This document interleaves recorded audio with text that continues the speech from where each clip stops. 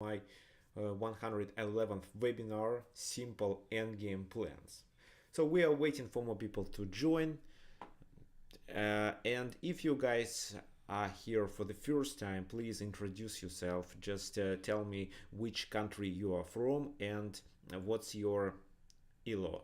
It can be FIDE rating, just chess.com or Lee chess rating, just anything.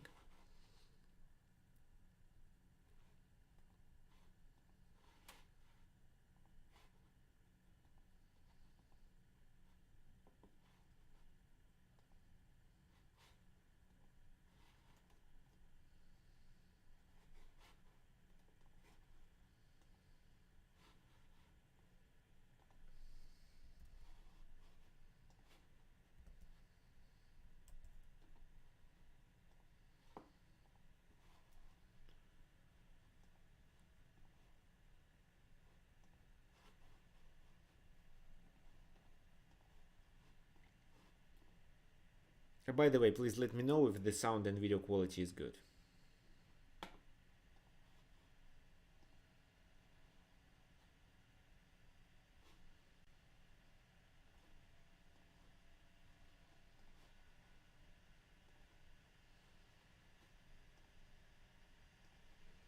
I'm streaming this webinar on Twitch and on YouTube.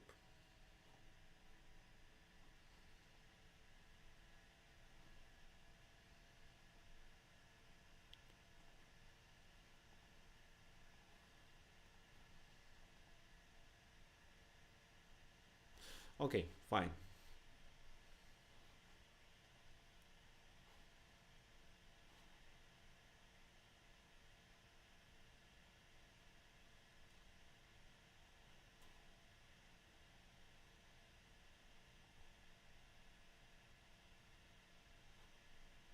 So yeah, we are waiting for more people to join. I'm sure they will.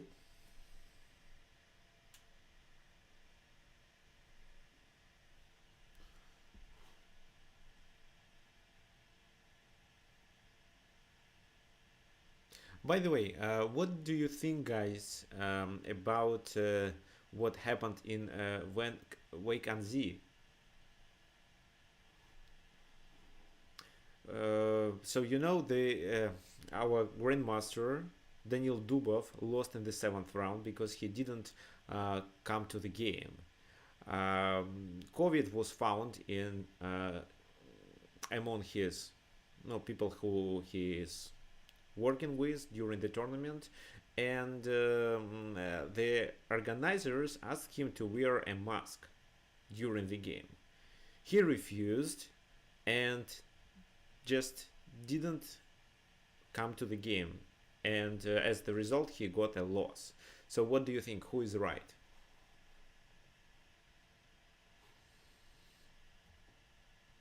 Organizers or Daniel Dubov?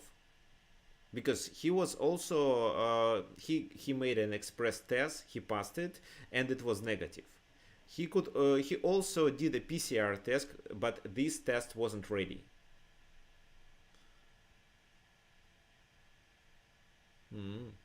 So organizers are wrong. This is your opinion.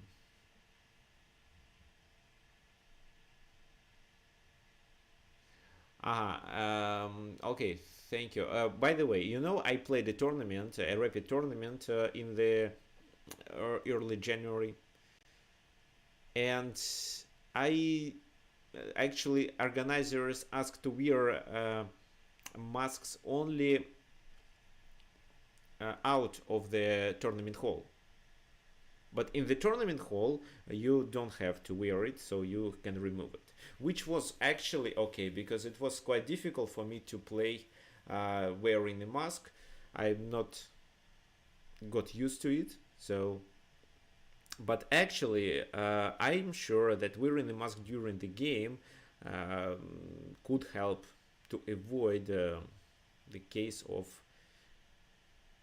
getting any infection. So I think this is generally good, but at the same time, because of less oxygen come to your brains, you are likely to play weaker. I believe that would happen to me. Maybe not in the first game, but after 2 or 3 games, that would happen. So yeah, actually, this is a good point that I can't compare rapid with classical, because in the rapid tournament you play just for 30 minutes and then you can remove the mask and breathe without any problems. During the classical time control, you have to wear the mask for 5 hours at least, and yeah, it's really difficult to breathe. I mean, it affects, especially if you are hardworking and uh, you are into the game and you have to calculate the lines. Okay, fine. So today the webinar is not about Daniil Dubov, of course, but about end games, and we are going to talk about different types of end games, pawn end games, rook end games, minor piece end games.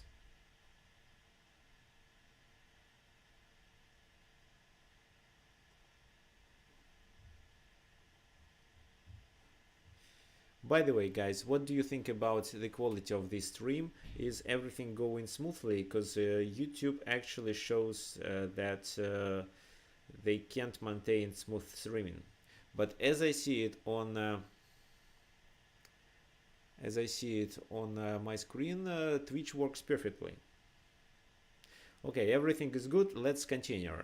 So, what do you think you should play when you play the end games? What are typical plans if you don't know anything about the end game? If you don't know any plans at all, uh, there are no, I mean, there are no obvious plans. Like, for example, capture that pawn and promote. What you should generally do?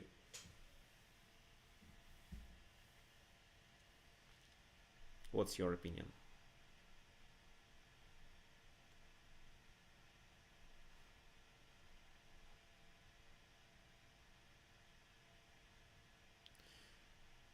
Okay, so king is a piece, and this is what you should keep in mind. Yes, by saying this, you probably mean that you should activate your king, and if you have pawns on both sides of the board, you should move the king to the center so that the king is closer to both flanks. That's absolutely correct. So when I was younger, I was born in Soviet Union, and but I was studying chess when Soviet Union transformed into Russia and several other republics. So, and Soviet coaches, old Soviet coaches, told that if you don't know what to do in the end game, you should at least move the king to the center. What other universal plans I can suggest?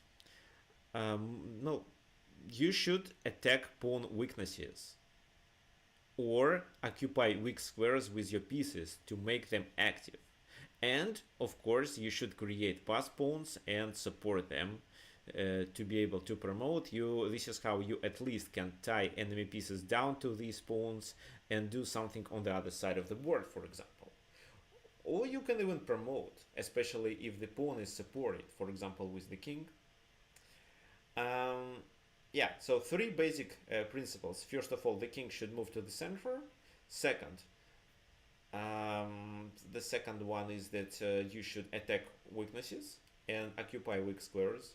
And the third one is that you should create passed pawns to be able to promote them, or at least to be able to distract enemy pieces. Please look at this position. If you don't know from which opening it came from, it's from Rui Lopez. When the bishop takes on c6 and black doubles the pawn. What can you say about this in game? Is it winning for white? Is it a draw because the number of pawns is equal, or what? Or black is winning maybe?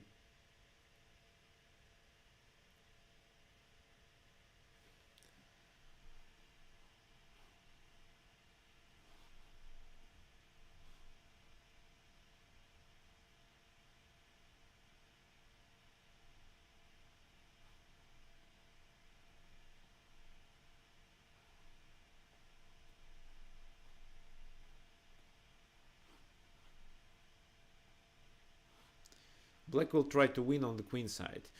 Yeah, I see what you mean, but you mean they should convert their pawn majority to a passed pawn and somehow distract the king. That's the plan. Actually, when you play the pawn in games, you should at least know that a pawn in game with extra pawn means almost a victory.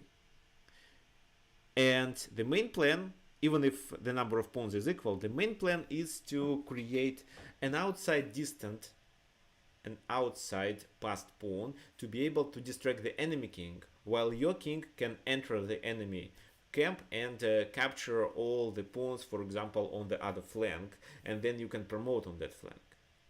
So here, if we look at black pawns, you can realize that even if they play b5, you can just ignore and they won't be able to promote. They won't be able to create a distant pass pawn. If b5, b4, you can just play a4 and ignore, because they have double pawns and you can just locate your pawns where they are, or maybe move to a4 and just keep the position as it is to stop any pawn's activity on the queen side from black. What you should do? At the same time, you may notice that you have 4 against 3 here, so pawn majority on the king side. And your plan is to convert this pawn majority into a passed pawn. By setting up this position, I wanted to demonstrate that even with equal number of pawns, you can get an absolutely winning position, because then you because here white is able to realize the plan with the outside pass pawn. Okay. However, it means that you should play accurately anyway. So how to play? Which move to start with? When I ask the engine about if the position is winning or not, for example, I was absolutely sure it's winning because I know the principle, but the computer doesn't know. The computer doesn't understand chess. The engine only calculates, and it started calculating this position, and after a few minutes, in the depth of 22, the engine decided that yes, it's winning, and actually almost every move here is a winning move. So which plan to start with? What do you think? What white should do?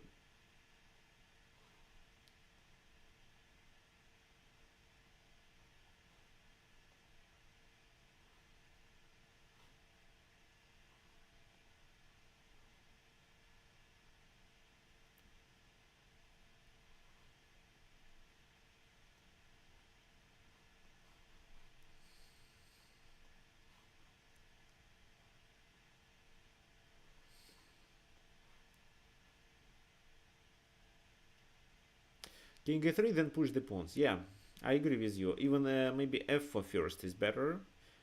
No, but king d3. I think king e3, because you can't open the position on the queen side. So that's why your main task is to play f4 e5 and force the enemy king to get to e8. And after you reach e5 with your king, you can move.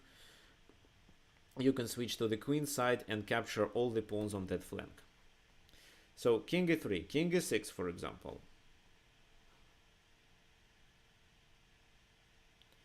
What then? Let's first start with g4 move. At the same time, you should advance these pawns as well, because even after you play a 4 e5 and somehow can create a distant pass pawn on e5 and at the same time protect it with your king, you also need to advance these pawns, because if not, then you allow your opponent to move the king somehow to the king side, capture them and promote these. Sometimes they have enough time to do that, especially if, for example, the configuration of these pawns is difficult to capture them with your king. So g4, but f4 is a good move as well. What to expect from them? Let's say they don't move the pawns, because if, for example, they play g5, you just take and play f4. Take, and this is how you get a pass pawn. The game is over. So let's say they just keep the king where it is. Then let's say you play this move. King comes to e6, g5 to exchange the pawns. Oh, let's play this. However, maybe it weakens the queen side. Okay, what else do we have?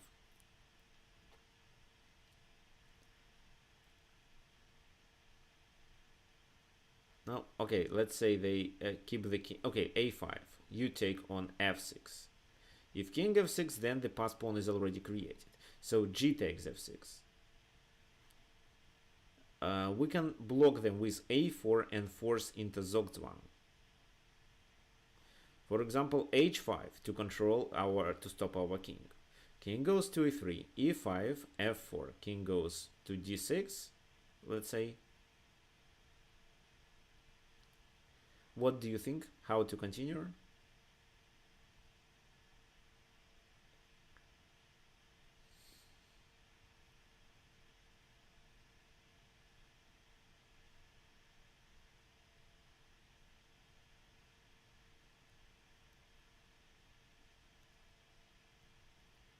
f5. Yes, you may play f5, but king f3 is better. Just f5 is a winning move as well. Let's say king e6, f5, king goes there, king e3. And now they have to lose their position. They have to go back. Or they can push the pawn, for example, b5. But right now, b5 I think is a blunder. You can just take. But let's avoid it and let's just play this move. Let's say b takes a4, or maybe what to expect. If, for example, they decide to counterplay, then you can definitely take on b5. And then you promote first. Now, let's say they play maybe b4, you play king e3 back, king goes to d6 now. Actually, okay, let's say b takes a4, b takes a4, king d4. Then king f4, and after they take, you play e5. Oh, king d5 doesn't help because you capture there and you promote first. Let's say they take, king takes, then they play king d3 maybe. And f6, f5, f7, c3, f8, c2, and then you are able to stop the pawn and win the game. So, but it's because the f pawn was far advanced. So keep it in mind. So then let's say b4, king a3, king d6, king f4, and they have to go to the 7th rank. Even if it's not possible, let's say you for some reason played let's say you played maybe this move. No, this move. You somehow reach this position when you are without a temper. So king f3, and if he comes, it's similar. You play that. If he goes back, then this move.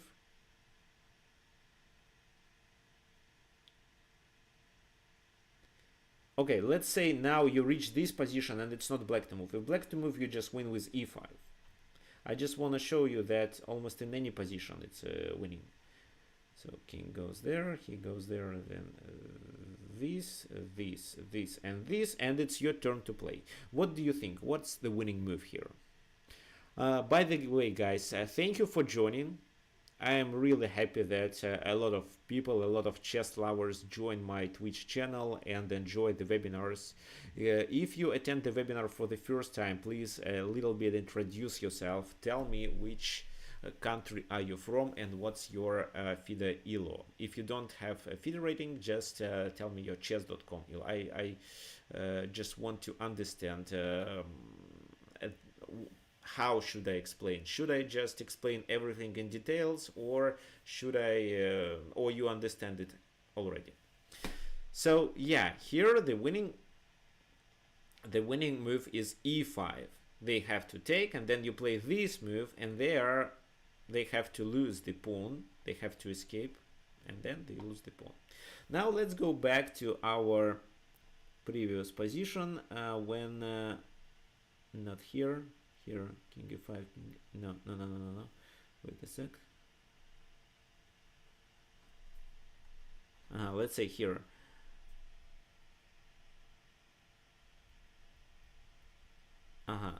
So king d6, king f4, king e7, you play this, they take. No, if they don't take, then you take. Well, let's say they take, and you have a distant, an outside pass pawn. This is how it is called. And the task of this pass pawn is to distract the king. So, for example, king e8, and you now have to leave the pawn where it is, but move to the other side. Or you can capture this pawn.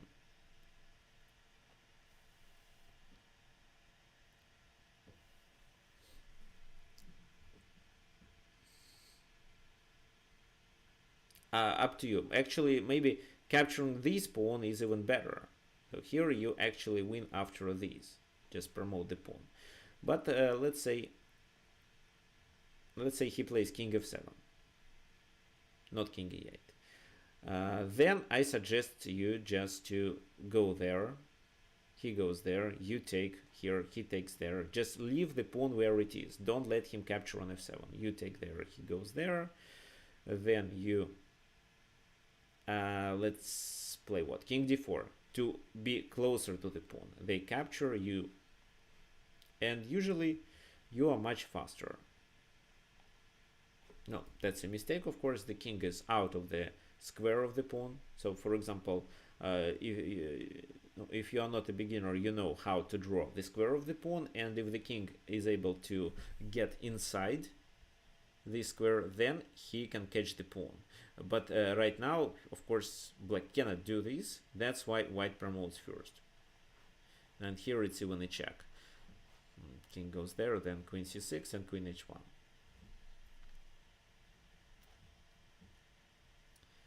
Okay, it's perfect that newcomers come to the webinar. So by the way, guys, the webinar is free. Everyone can join. You can invite your friends. That's good. So this is where actually you can learn some basic things and at least become better with endgames at this webinar. But I conduct webinars every week, and different topics are covered. Mainly I focus on endgames. Okay, what I don't want you to do. I don't want you to play these. So don't do these. It's still a winning position because you can move to the queen side and win, but sometimes they take the pawn on f7 and they become closer to the king side. And of course, don't play king f6, it's just a stalemate. Usually it's better to leave the pawn where it is. For example, just a simple example for you.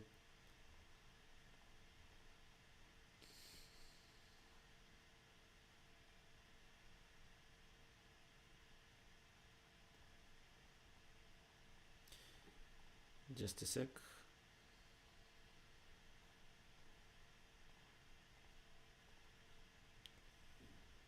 So in this position, it's white to move, and it's completely winning. What's the plan? If you, let's say, start to do this, he goes there, you go there, he plays that, you play this.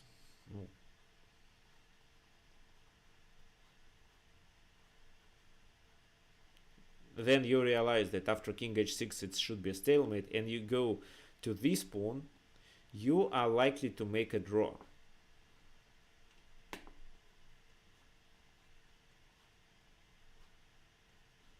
Because the enemy king is able to enter the corner. And this is a draw.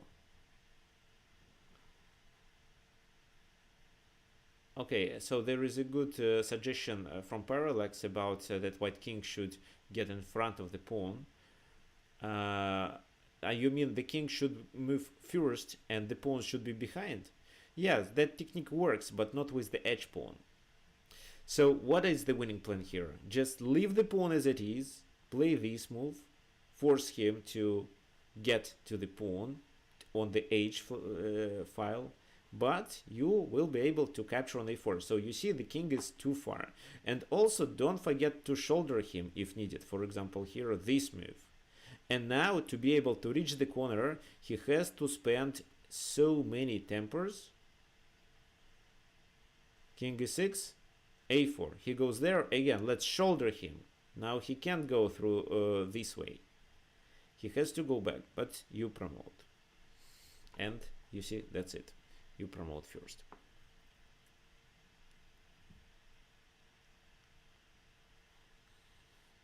So it's important not to move your distant passed pawn so far, because when it's closer to the king, it takes just a few tempers for him to capture. But here it takes a lot of tempers to capture the pawn on h2 because it's located on a distance. If, for example, the king comes there, no worries, just go there. Okay, now the king is on c5 and you can't move to the queen side and capture the a4 pawn. Just move the pawn. At a certain moment of the game, he'll get distracted. For example, if he plays this move, you promote the h pawn. This is the square of the pawn. And the enemy king can't enter inside.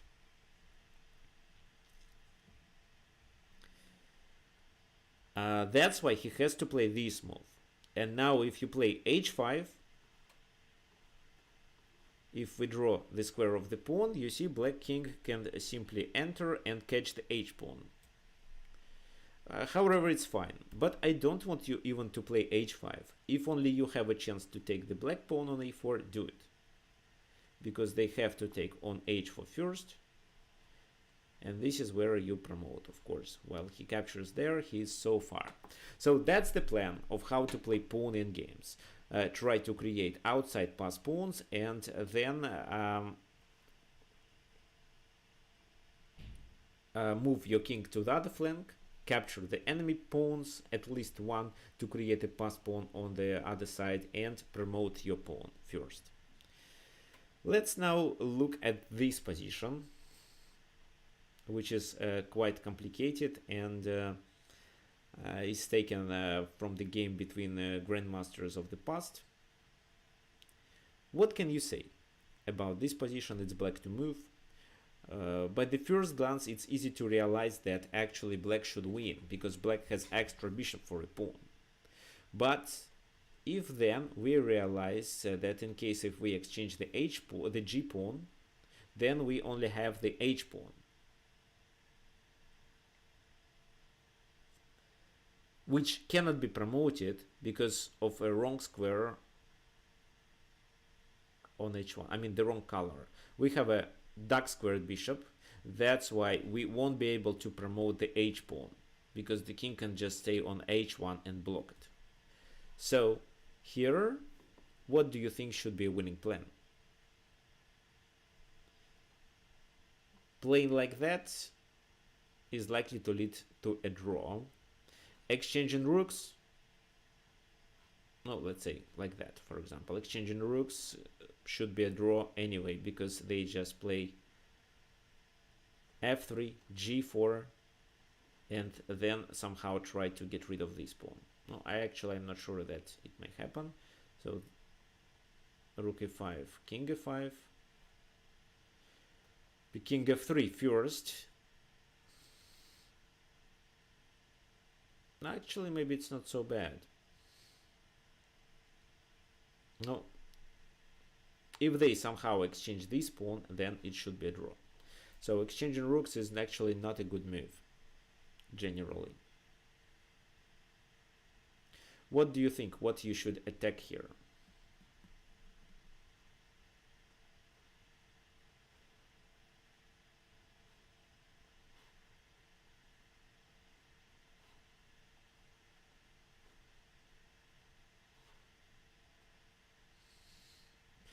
Rook b2, what's the idea of rook b2?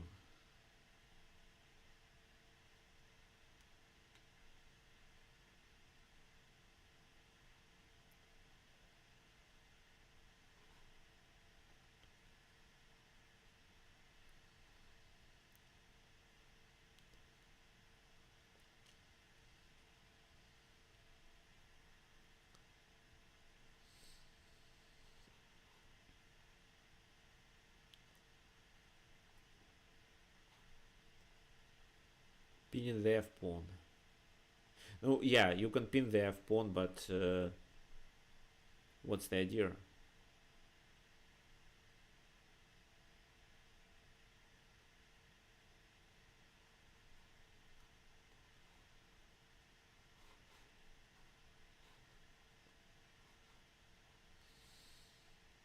Mm-hmm. So here, yeah, the main idea is to attack this pawn. However, I would recommend you to attack the pawn from the f file. If it moves, then g3 becomes a weakness. Why through the f file? Because this is how I want to tie the enemy rook to the second rank. What happened in the game? So rook b6 first. They're checking.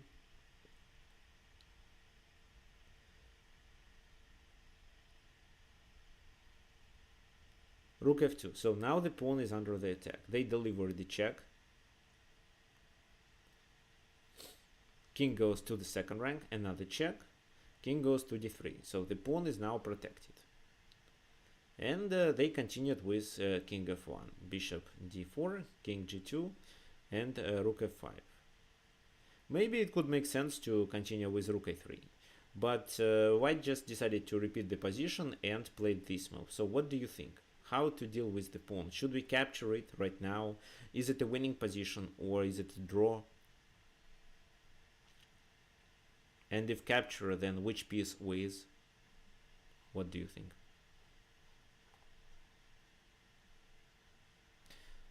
Now, every time you play the endgame, where it's difficult to find the solution, you should think logically. For example, in this case, changing the pawn structure didn't make sense, so that's why we didn't play g5.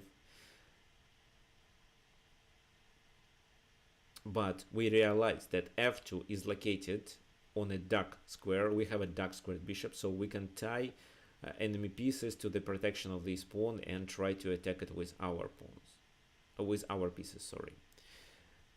Okay, so bishop f2 is suggested by Parallax. Parallax, can you please explain the idea or provide us with the line that works here? And Fenris Saga suggests, says that it's not a winning position for black, so it's a draw. Okay, what if I say that it's a winning position? King c3, but what's the point of king c3?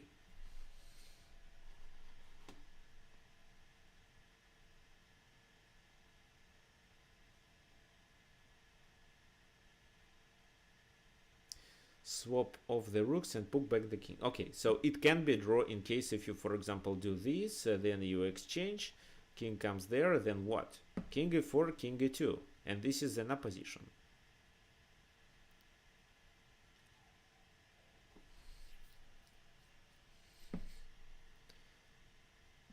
So, for example, king d4, king f3, and you have to draw the game with this move. They play g4, exchange the pawn, and then it's a draw. If you play king c3, let's say king g1, for example, king b3, they can just continue with rook e2, and then you have to move your king back. So what's the point? g5 right now, but h takes g5, and you can't promote the h pawn in case if you exchange the rooks.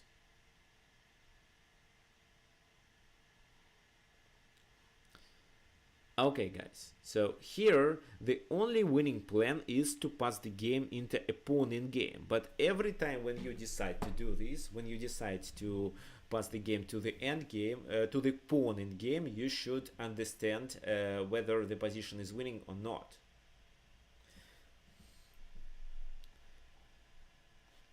This position is drawing because you can't proceed. Your king is so far. But if, for example, you will play a tricky move here, your king will be closer. Now you're threatening to take their rook, and they have to take on f5. You take with the pawn, but you see where your king is. You are shouldering your opponent. In case if he goes there, you just come and take both pawns. So they have to play something like that. But you do this. What then? If no, actually any move, let's say king g1, you go there. They have to protect. You play this. And then what? If they don't want to lose the pawn, they have to play this move. However, now king g1. And the king is stalemated. They only have a pawn move. Here, almost everything wins the game, including f4, because f4, g takes h5, f3, h6, f2, h7, f1 equals queen is a check. So then your queen can go to the back rank and stop the enemy pass pawn. But if you don't want to calculate anything, you can just capture with the f pawn. He goes there and just move your king back. Or even not back, but here. Because if now he goes there or there, you just come and take the h pawn. For example, this move, this, and after king g5, here you have a protected passed pawn, so he can't capture on h5 because you promote, so he went out and you just promoted first. Even the pawn, white pawn is on h4. So here the key idea was to get the pawn in game with your king closer to his camp. Even if your king is close to his pawns, you have to calculate it properly, whether you are able to shoulder the enemy king and capture his at least one pawn. What happened in the game? After bishop f2, they continued with this move, but of course it's already an absolutely losing position. They played a few more moves, and after that, white resigned. So bishop f5, and they resigned because black has a clear plan. Rook c5, rook c3 to exchange rooks, after which the pawn on g3 is just lost. Or if the rook moves, then black captures the g3 pawn anyway. So before making any active actions, try to think logically and try to analyze possible plans and then choose the ones that are likely to work. The other fragment that I would like to show you is this one. Just a sec. I don't remember which move to start with here because I don't want to analyze the full game.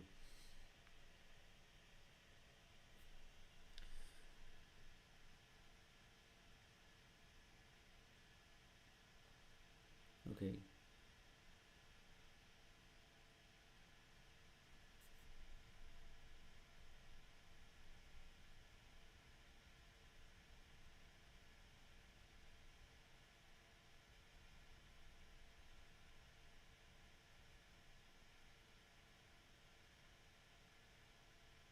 Okay, let's start from here. So first of all, white definitely has the advantage. Two knights versus a rook. And here we have to play on one side of the board because the pawns are located only on the king side. What do you think? Is it a winning position? And if yes, what plan white should apply here?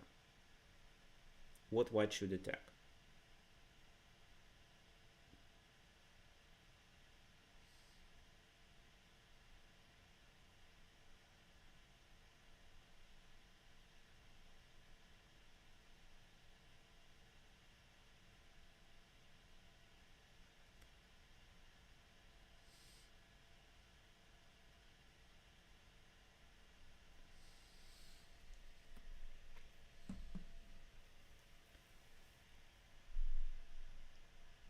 Now let me make one more move. So rook d5 it was played and rook 4 to a6.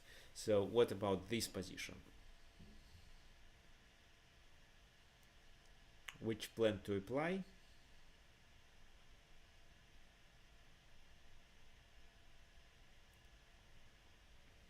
What did I tell you about possible plans when you don't know anything about what you should do in this position. Here, moving the king to the center doesn't work. First of all, because the king becomes the object of the attack, your opponent has two rooks. And second, because you have to keep your king on the king side. You are only playing there because the pawns are located only on the king side.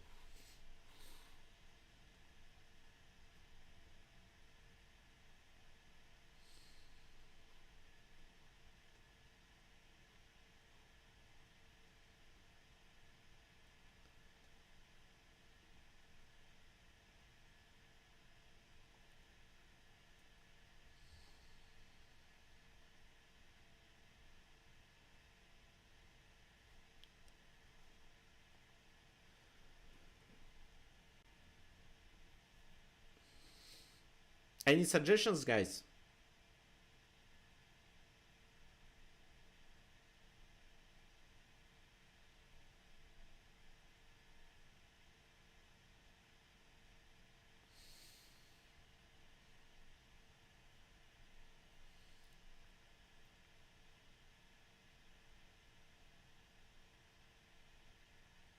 Okay, knight d4, knight to f3, but they can double the rooks on the second rank. That's right. So, and attack f2. So if you don't want black to attack your pawn on f2, you have to protect it with your knight, or you have to force these rooks to defend black position, so to defend black weaknesses. Here it's obvious that f7 is the main weakness. However, I'm not sure if you can attack this pawn right now, but if you for example, assume that you can attack with 3 pieces. They can only protect with 3 pieces. So 2 rooks and the king. And if you take on f7 and exchange all this material, 2 knights plus rook for 2 rooks and a pawn, you pass the game into the pawn end game with extra pawn, what means a completely winning position for white. However, here it's not so easy. To be able to activate your knights, you have to weaken their pawn structure. And that's why white played h5 in this position, to get another spot for the knight. For example, g takes h5 is a blunder. It ruins the pawn structure and gives the f5 square for the knight. So g5 is a possible move which wasn't played in the game, but let's look at what may happen then. Knight comes to g4 and the other one comes to d4. Now they attack h6. But of course, right now we are not threatening to take on h6.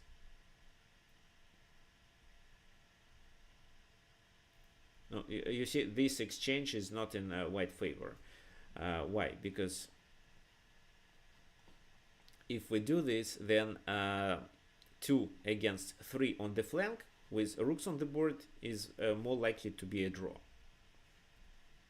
It's usually a theoretical draw, but it more there is some difference. It depends on the pawn structure, but it's likely to be a draw.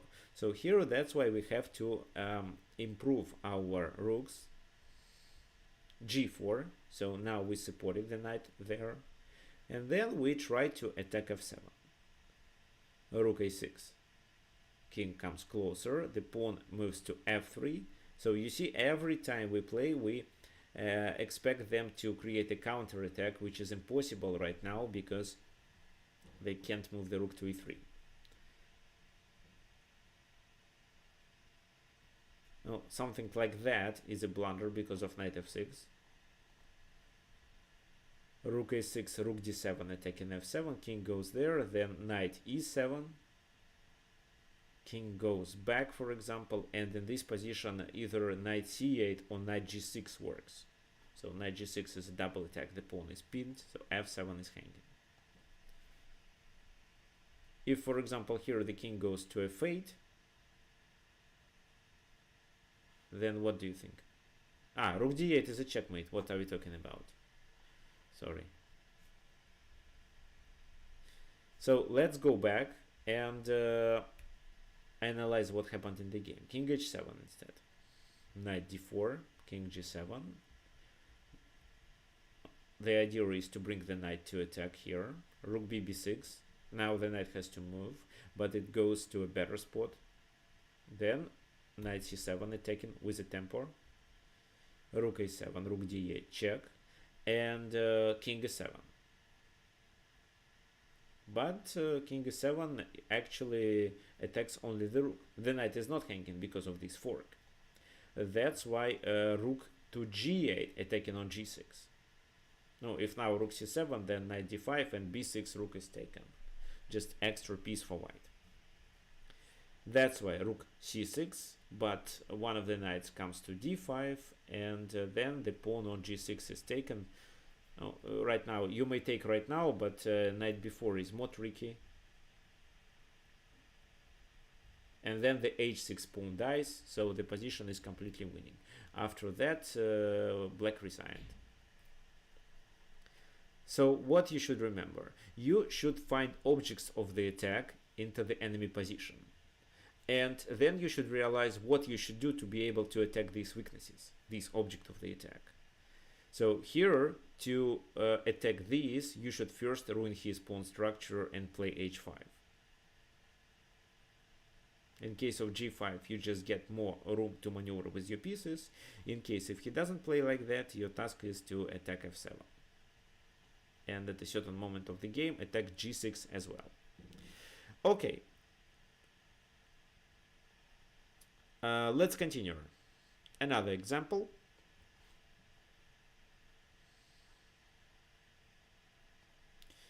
The game between Geller and Najdorf. Black exchanged the queens. No, they have to, because queen g4 and f6 was really too risky. And even queen g4 in this position would win the game, and f6 and so on. So, but white decided to exchange because they realized that this endgame is completely winning for white. What's your opinion?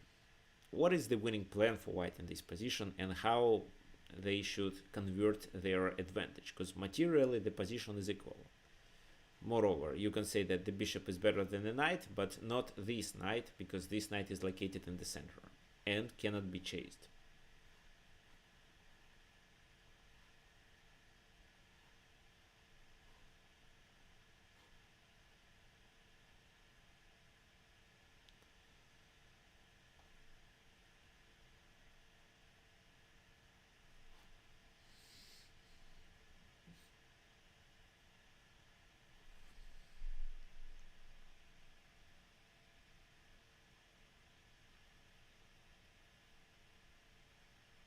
What's the idea of f6 move here?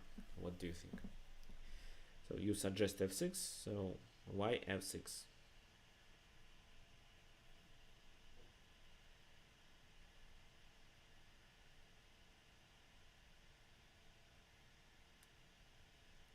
Oh, while you're thinking, guys, let's take a minute for self-promotion.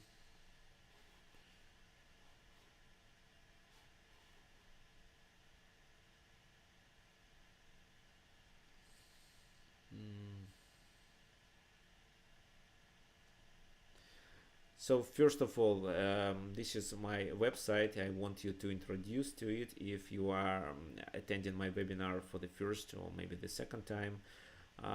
What do? I do coaching. I also record courses. For example, the most recent one is how to play chess like Nepo. There is also maybe my best-selling course about chess calculation, how to improve your ability to calculate. You can find all my online courses, my video courses here.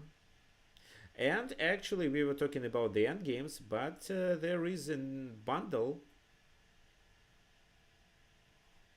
Yeah, how to play endgame successfully.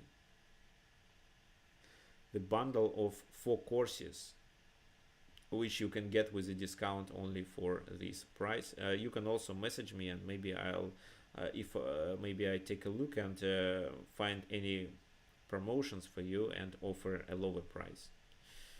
So here I cover minor piece endgames, rook endgames, where you may learn some precise positions like Philidor or Lucina positions.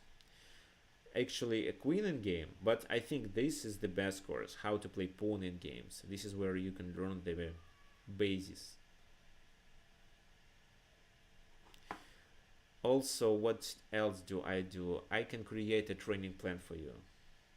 For example, for 3 months.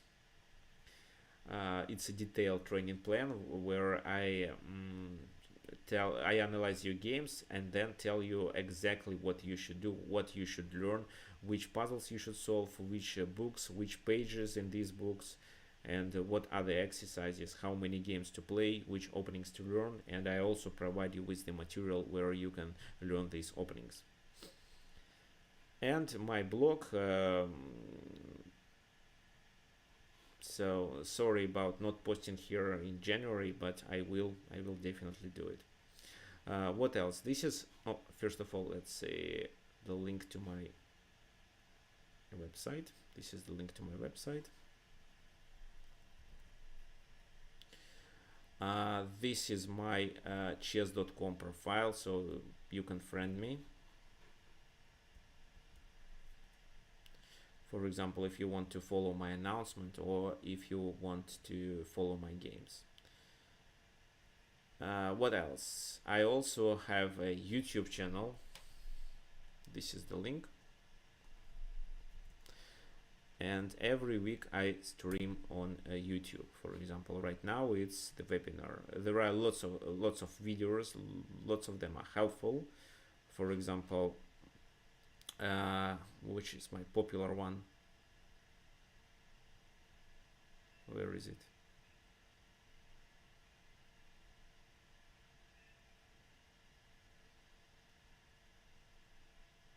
Sorry, I don't see it. It's about visualization. Yeah, ultimate guide of how to improve your chess visualization. Wait a sec. There is advertising here, but I didn't opt in it, so it's weird why it shows. Okay, anyway, very helpful video. So the link to my channel is this. Actually it's here. Fine. Let's go back to chess. So who suggested rook f1? Yes, and then f6 to be able to play knight e7.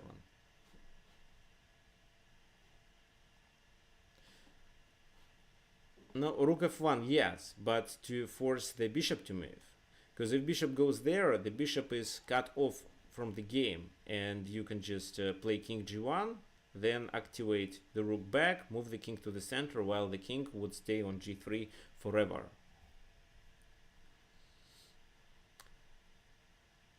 Bishop d4, c3 with a temper, bishop c5, and then what? How to continue?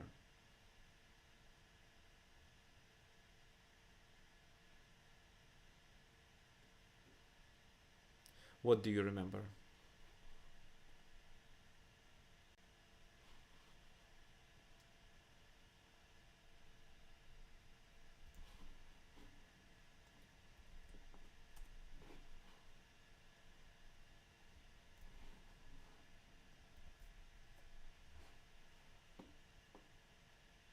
Target the pawn with rook a1 and then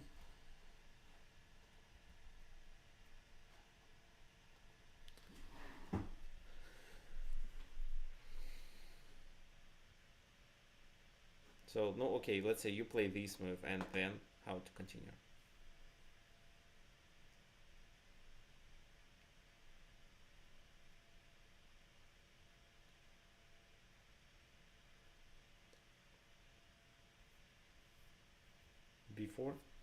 Before they just take on b4. You take on a7, bishop takes a7, pawn takes b4.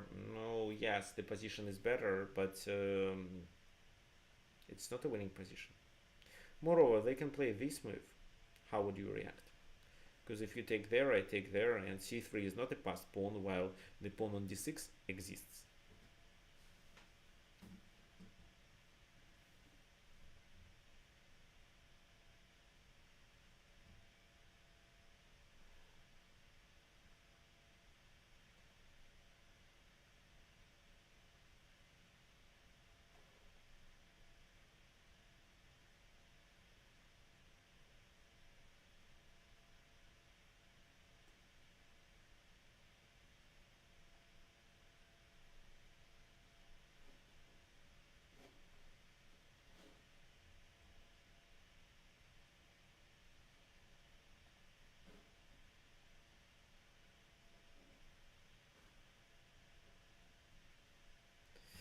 So yeah, mainly you should create a pass pawn.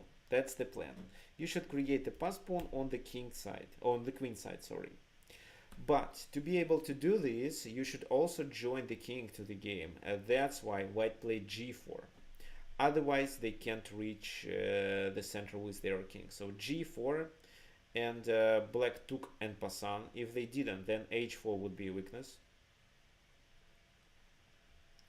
King g3, rook b7, rook b1. a4 is not a big problem because of b4. Then we attack this pawn but promote the b1, the b pawn, I mean. So f6, king comes closer to the center, to d3 and then c4. And yes, you should create a pass pawn. Here, for example, g6 was played. Taken on g6 was good, but white decided not to play it. They played king d3, g takes f5, e takes f5, a takes b4, c takes b4, and this is a distant pass pawn. Bishop comes there, then not b5, because b5 means that we should tie this rook to the b file to protect. However, the pawn on b4 is already protected with the knight, which stays on d5 forever, because even if they try to attack, we can always play king e4 and support it. That's why here we should do what? What do you think? If not b5, then how to continue? What's the winning plan? What else you may notice?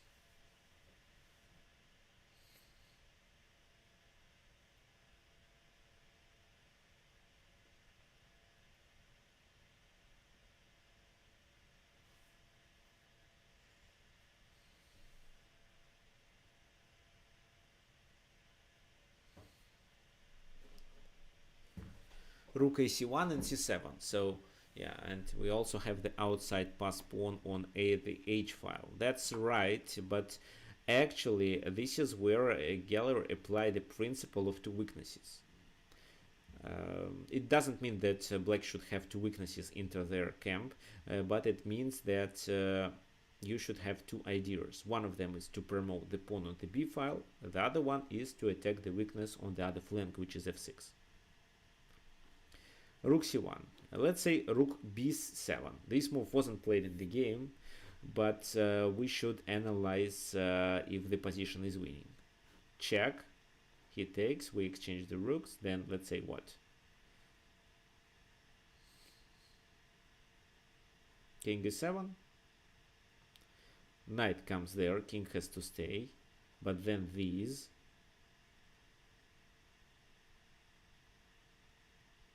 Bishop a7 maybe, b6, bishop b8. This is how he stops the pawn, but just knight c7 is enough.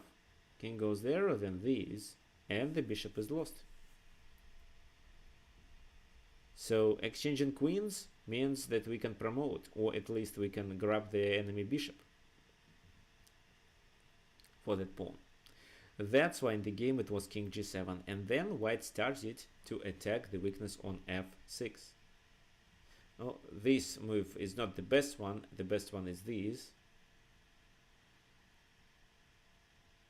And after this move, just king rook to g6. No, h3 is useless at the moment. So the idea is to take there and promote the other pawn. This rook won't be able to catch both pawns.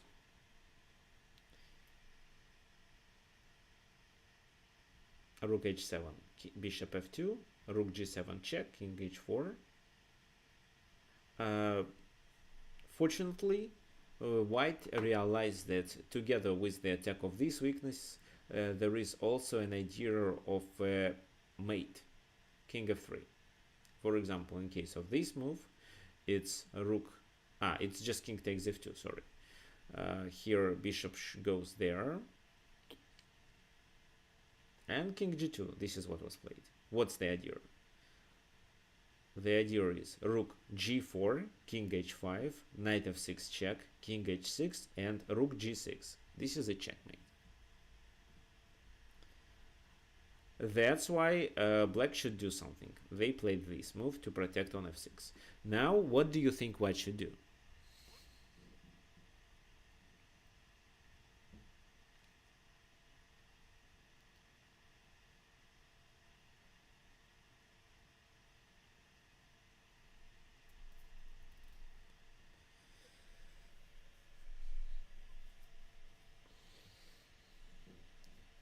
how white wins.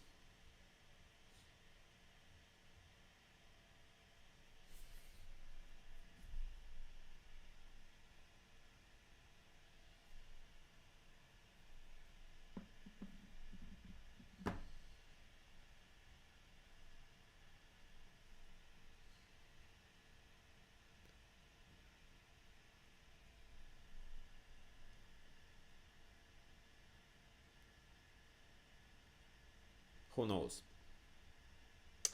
Okay, thank you guys. It's b5. So those who are watching the webinar on YouTube suggested this option. Yeah, b5. Why b5? Because it forces the rook to get back, after which we can deliver this checkmate. So the rook can't, it's overloaded, it can't protect both. Bishop a5, b6. No, let's say they move the bishop back, b7. b8. The rook is distracted, but this is a checkmate. That's why after b6 the best thing black can do is to sacrifice. However, of course, you understand that this is an absolutely winning position. You still have 2 pawns and you are threatening with a mate. They can keep checking, but who cares? Just king f1 and the king comes closer. They can't avoid a checkmate. So what you may learn from this endgame: create a pass pawn to tie enemy pieces, like it happened here. And sometimes it's not enough to win. In such a case, you should find another target or another object of the attack. In terms of Nimzovich terminology, it's to apply a plan of 2 weaknesses. So another weakness here is on f6, which you may attack and promote your f pawn. However, in this game, black moved their king into a mating net. That was their mistake, but even without this mistake, the game was completely winning because of the passed pawn on the f file.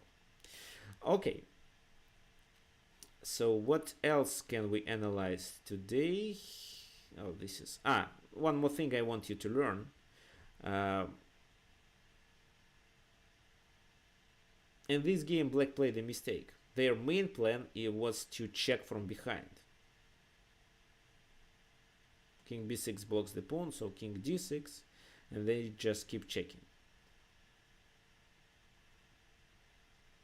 If the king comes there, then rook comes to c8, blocks, and they try to promote the f pawn.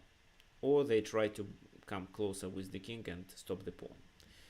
However, in this game between Alekhine and Boголюbov, black played rook d8, which was a critical mistake. Because b6, king g4, b7 wins the game. So f5 was played here. However, even if this move, then king c7, rook takes, rook b7 and f5 doesn't change much. For example, f5, here, oh, f5 right now is even better. F5, b8, rook b8, f4. What you should do to be able to stop this pawn. So this is the passed pawn, and black wants your rook to be sacrificed for that pawn. How would you play? What's the main logic here? What to do to be able to gain the pawn and avoid a draw?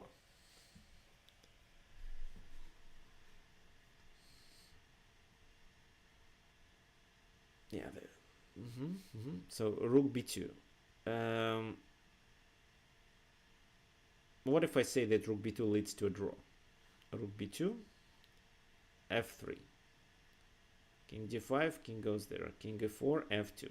Then what? This move, but this is a draw.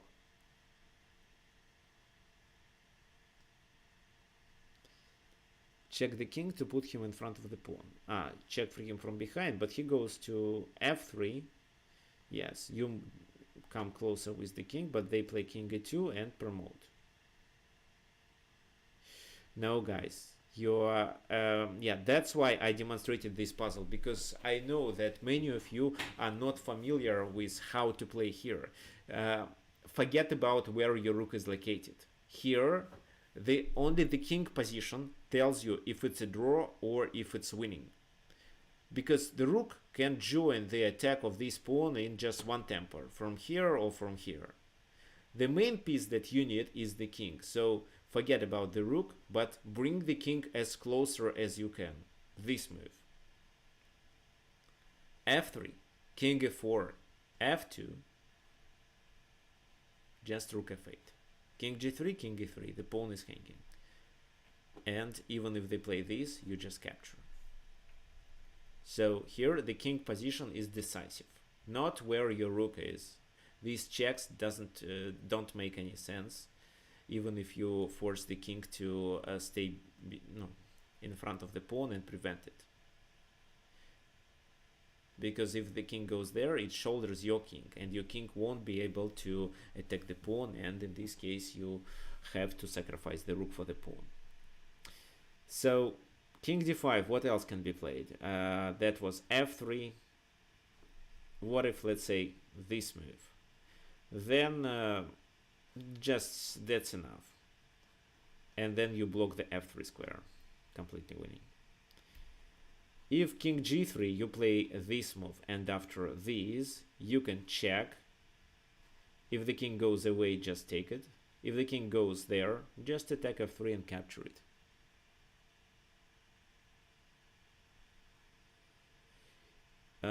Okay, yes, that means that if the king, okay, let's say if the king was on c7,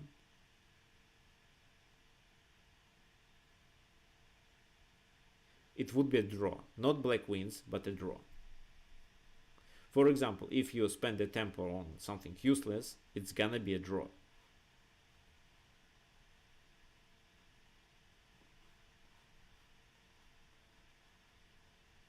But you already play f1. So here this is the rule of the endgame. If you have to play against if you play with the only rook against king and pawn, try to keep your king as closer as you can. And that should be your first priority. Move the king closer to that pawn, because the rook can be moved with just one tempo, while the king requires while moving the king requires a lot of tempers. So if the king is closer, that's that definitely gives you the advantage. Okay, the other game that I wanted, this is the game that I wanted, the last game for today. It's not the end game because the queens are on the board.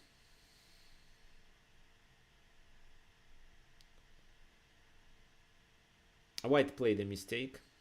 Actually, black is better, of course. You should understand it, because you see the d4 is a weakness. Black also controls the open file.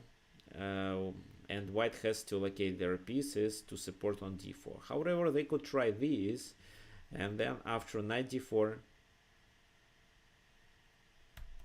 it's not a mate, so that's why you can't capture on d4. You have to play maybe this move, and in this endgame you are slightly better, but who knows, maybe it would end in a draw.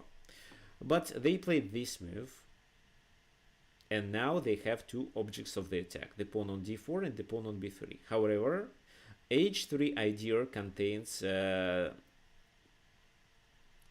g4 behind it. This is what we should avoid. h4 first, queen d3, just rook c6 first, g6 supporting the king, supporting the knight, queen goes to b1, queen b4, king g1, and what do you think we should do to be able to win? We are attacking d4, we have two attackers, they have two defenders, and looks like we can't bring the rook to attack on d4. There are no such squares, so we should think about something else. And what do you think black plan should be?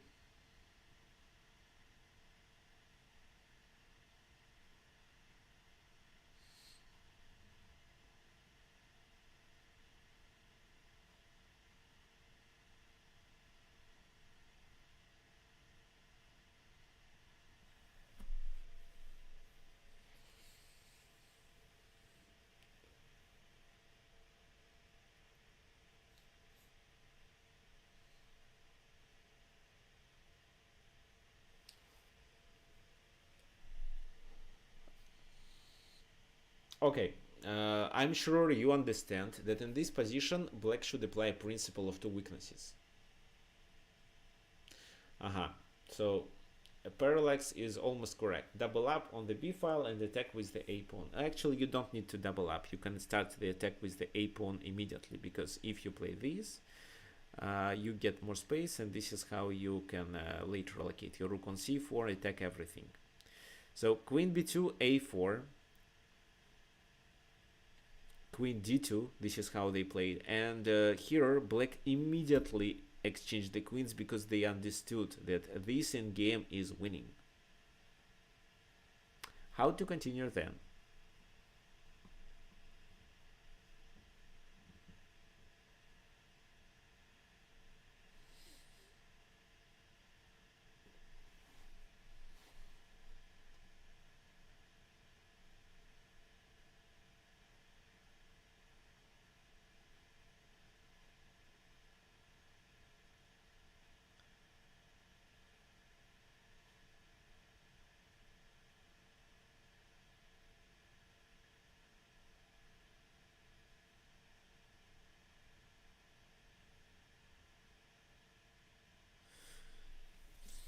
So knight d6 to activate the knight to e4 makes sense, but definitely not the best option. Rook c1, then rook b1. No, you can't play rook c1. Rook b6, that's right, because this move ties this rook down to the protection of these two pawns. So here we force the enemy rook to stay into a passive position, this position. Why not this? Because if this, then they can't protect on d4 anymore. So that's why the rook has to stay there. And at this moment, we can activate our rook, g4, let's say, and pass on. And rook enters their camp, rook a2 here. So in rook endgames especially, actually in all endgames, but in rook endgames especially, the rook activity may be decisive. And again, Soviet coaches even say activity is better than material. So you can even sacrifice the pawn but activate your rooks. Knight c3, rook c2, knight goes back. Oh, the task is to secure some important squares that the enemy rook can stay.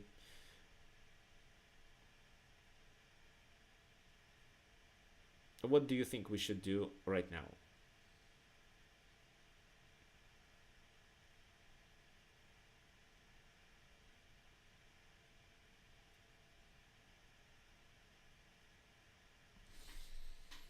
Who knows?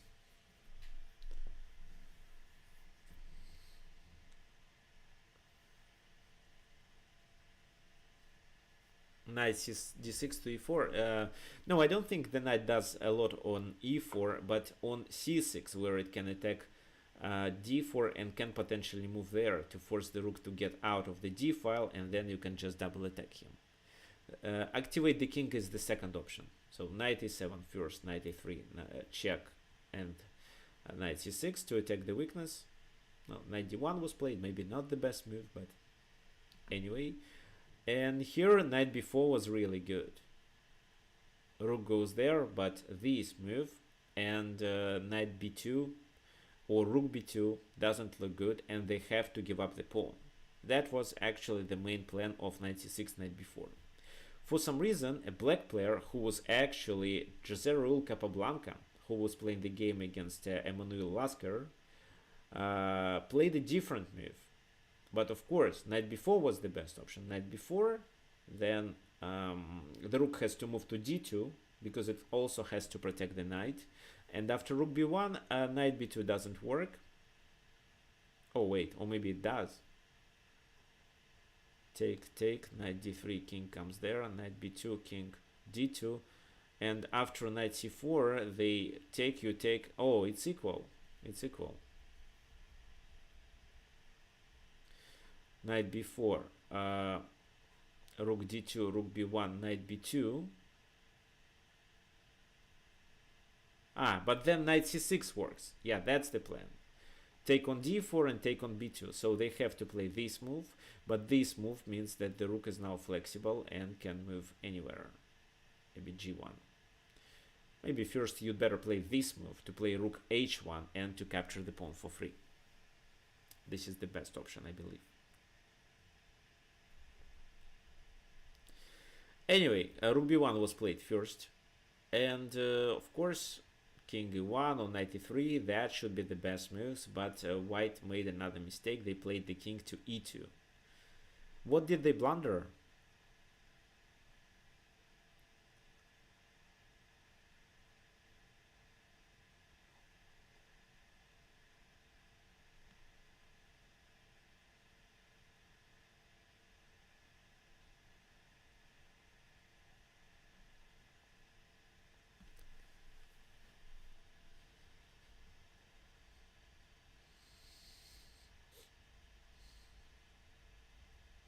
What's your opinion? What did white blunder in this position? How can you play, in other words?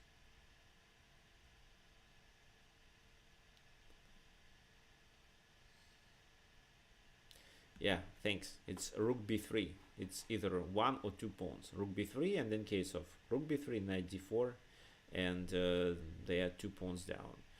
No, they played king e3 in the game. I'll show you later, but you see, it's already over. The task is just to exchange the rooks. So king e3, here rook takes d3 was good, but rook b4 was better because this rook is still active while these have to stay and protect on d4. Knight c3, now knight goes through the other way. Oh, this is where g4 should be played, but if g4 played, then g5 and knight is activated on f4, double attacking him. That's why this and knight f5 attacking 2, and in this position just either rook b2 or g5, g4, knight d6, and this is where knight goes to the center. Just a technique. Now king comes.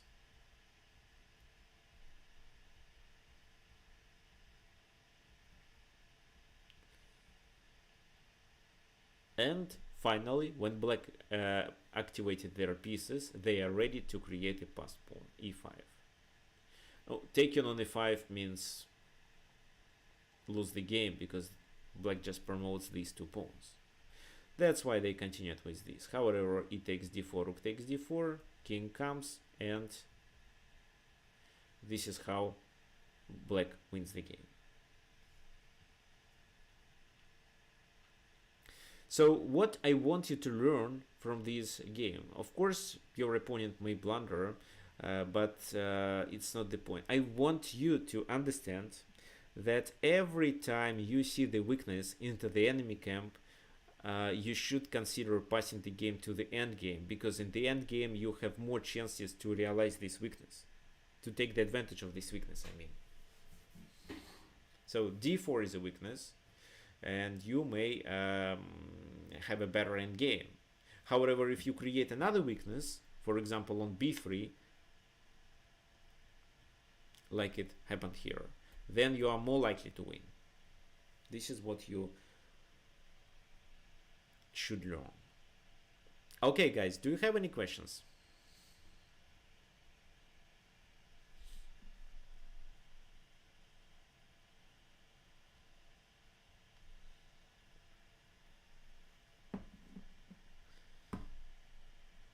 Did you want to learn anything else about the endgames? About simple plans? Let's just repeat what are the simple plans that you should play in the end game. So first of all, activate the king. If you have pawns on both flanks, then activate the king by moving it to the center. Second, attack pawn weaknesses and occupy weak squares into the enemy camp. And the third one, what is the third one? Create passed pawns to be able either to promote them or to at least tie enemy pieces down to the protection of these pawns. No, I mean, this is how they can stop them, or block or stop. And of course, in such a case, don't forget about the principle of two weaknesses. Right. Okay, thank you for your attention. Please come to my next webinar that's gonna be next Sunday. Everyone is welcome. And by the way, if you are looking for private coaching, you can always email me at tricksofchess@gmail.com. If you have any other questions, you're welcome. Okay, there is one question. What is the most important in the end game? I think the plan. The plan is the most important thing, and pieces activity. And yes, you should know some precise positions, of course, and calculation, but actually it's easy to calculate when you play the end game.